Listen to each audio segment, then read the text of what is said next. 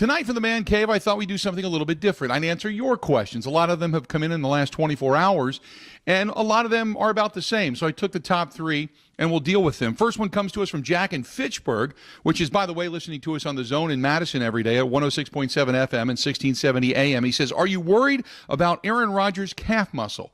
In one word, yeah. He's not going to practice most likely until Thursday, possibly Friday.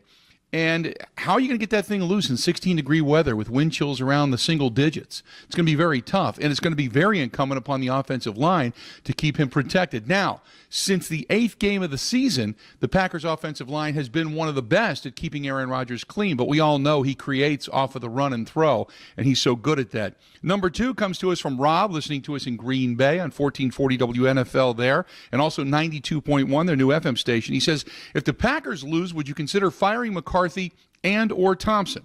Think about this. Mike McCarthy has guided the Packers to 5 seasons with 11-plus wins. He's passed Lombardi. He's passed Holmgren for the most by a coach in franchise history. McCarthy's 6th regular season with 10-plus wins is tied with Curly Lambeau for a team record. Since McCarthy took over in 2006, the Packers rank number 3 in the NFL in regular season winning percentage. And including the playoffs, McCarthy has a 154-1 record since taking over as the head coach. The 648 winning percentage, that ranks number 2 all time. And he's got the 5th best winning percentage since he's taking over on the road. You tell me, would you fire that kind of a coach? If you had a coach right now sitting in front of you with those kind of credentials and you would say, do you think you would be the next head coach of the Green Bay Packers? You'd take it in a heartbeat. Every team out there would. Any team looking for a head coach would take him. Also, when it comes to Thompson, who do you think supplied the talent? A lot of that has to do with Aaron Rodgers. I get that. But isn't he the one that chose Aaron Rodgers when they already had a quarterback named Brett Favre to begin with? He's the one that took the chance. I don't think they're going anywhere, to be honest with you.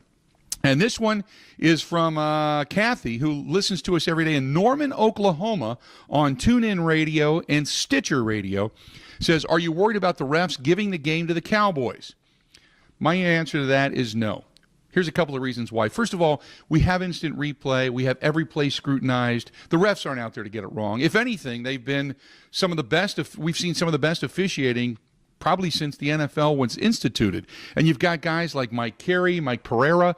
They're also giving you analysis. They're also breaking it down. So, no, I don't worry about it. And Dean Blandino, he's the head of the NFL referees. He was seen partying with Stephen Jones on the Cowboys party bus. We all know that, right? Now the Cowboys win a game by many account because of that call. Do you really think that any kind of a call in that situation is going to go in favor of the Cowboys? Let's be honest, right? Do you think that's going to happen again? Otherwise, the NFL is going to have to deal with all of the innuendos about being fixed. If anything, you're going to see calls go in favor of the Green Bay Packers just to avoid the mere appearance of impropriety, because we all know this, because the referees are human. This instance, what happened on Sunday, is going to stick with this officiating crew. So, no, I'm not worried about the officials. Thanks for your questions. We'll talk soon. Awesome.